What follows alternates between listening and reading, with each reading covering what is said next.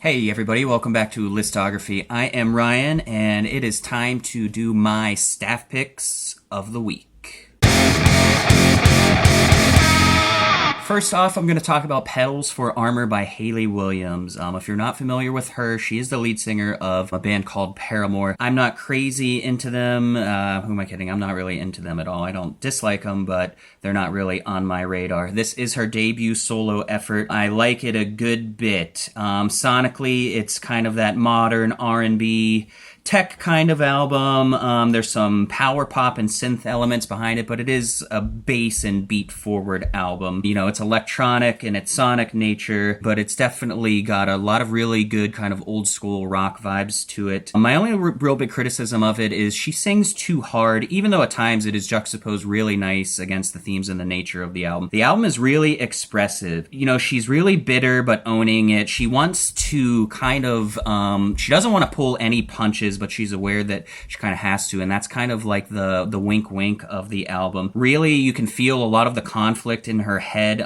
She has a lot of sweet and sour all over the album. One of my favorite verses is because now that I want to live, everybody around me is dying. That's kind of the album in a nutshell. Apparently there was a lot of drama going on with Paramore that I'm not really familiar with, and this album apparently has a lot to do with it. She doesn't deal well when Paramore is not doing well. She really considers them to be a really tight unit and family, and they've had some kind of exits and drama that apparently is all over this album. It's called Petals for Armor, and there's a lot of references and allusions to flower motifs. There's literally a song called Roses, Lotuses, Violets, and Lilies, I believe. So the flower motif runs wild. This is a really good album. I don't think it'll make you want to get into Paramore at all, but definitely check this out. The best stuff on it is Pure Love and Over Yet.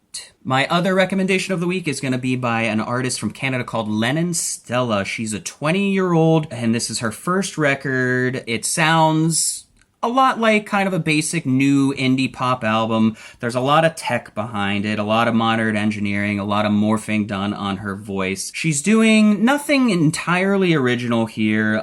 She's got kind of that bit forced nature of being coy and vulnerable through her sexuality. But I do kind of like how honest the album is about her sadness that her youth is over. Again, she's only 20 years old, but she really feels like a big chunk of her life is over, and she's feeling a little nostalgic about it with the romances. There's some family issues she touches on, and it's really good. There's a lot of synth and loops and a lot of sampling, so it doesn't have a unique sound. It does kind of blend in with a lot of newer stuff, but it has this really cool, crystal clear dream pop aspect of it that really just is incredibly satisfying to listen to. It's sort of like Grimes, Charlie XCX, and some of the newer Beach House stuff all kind of rolled into one, and I think it's a really promising debut for Lennon Stella. The album is called 321, by the way. Lennon Stella 321. So I do like this a lot, to put her on the map and follow what she's going to do